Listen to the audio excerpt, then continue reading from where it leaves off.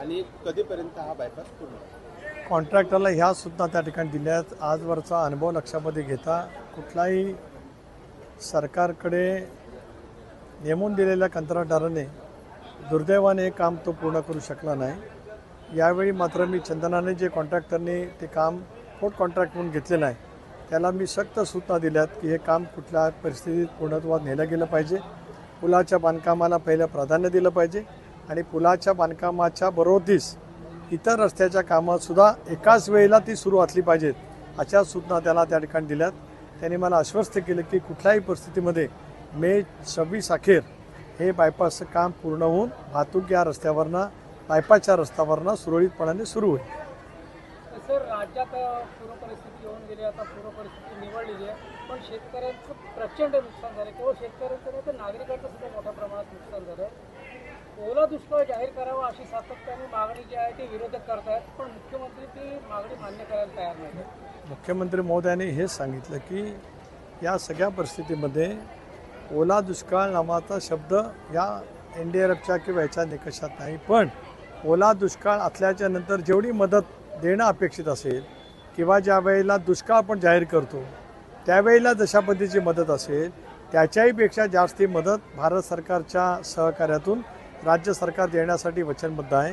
तिन्ही नेत्यांनी फडणवीस साहेबांनी, शिंदे साहेबांनी आणि अजितदादांनी आश्वस्त केलं आहे की कुठल्याही परिस्थितीत दिवाळीपूर्वी हे पॅकेज केवळ घोषित होणार नाही तर त्या पॅकेजचा जो काही ठरलेला असेल ते शेतकऱ्यांच्याकडे किंवा पूरग्रस्त नागरिकांच्याकडे 100% त्या ठिकाणी जमा होईल. ज्या शेतकऱ्यांनी पाटील यांनी देखील पुन्हा एकदा सरकारला अल्टिमेटम दिलाय.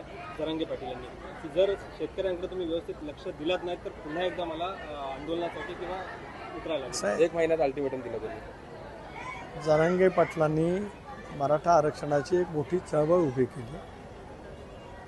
महाराष्ट्राचं महायुतीचं सरकार अत्यंत संवेदनाशील सरकार त्या ठिकाणी आहे.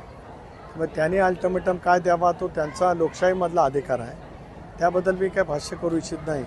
पण यावेळेला आपण जर का पाहिलं तर सरकार दुसऱ्या दिवशीच पूरग्रस्तांच्या बांध्यावरती पोचलं होतं. पूर्ण सरकार, तिन्ही नेते देवेंद्रजी, एकनाथराव आणि दादा हे 2 दिवस पूरग्रस्त भागात होते.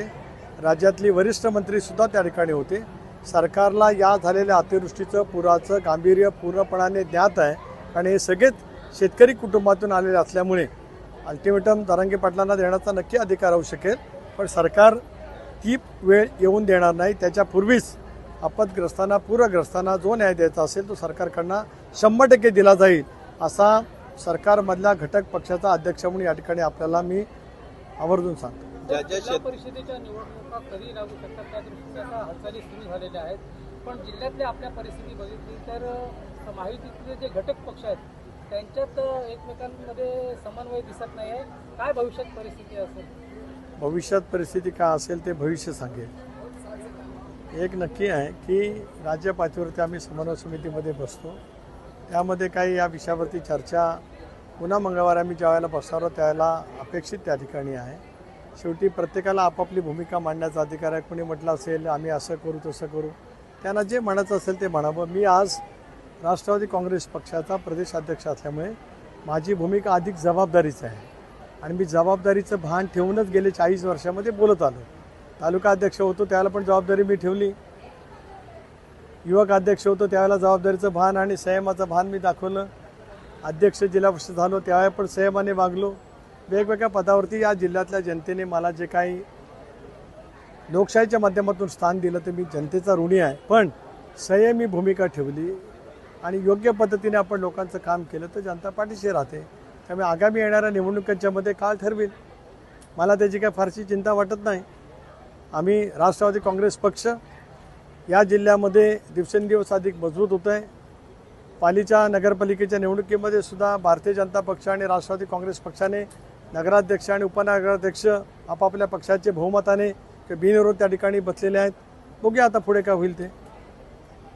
इशारा दिलाय की मी त्याला एकदाच सांगतोय माझ्या नादाला लागू नको, मी दादांना मोजत नाहीये आणि त्यांनी छक्के पंजे माझ्याशी खेळू नका. आता दादाने नेमकं काय केलं त्यांच्या वतीमध्ये मला माहीत नाही, त्याच्यामुळे कसले छक्के पंजे कसलं काय एकदा काहीतरी समजून घ्यावं लागेल.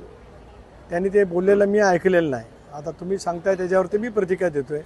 दादांनी जरांगे पाटलांजवळ छक्के पंच करण्याचं काही कारणच नाही. दादा एक योग्य पद्धतीने समन्वयाने या राज्यामध्ये काम करणारे शिस्तप्रिय नेते आहेत.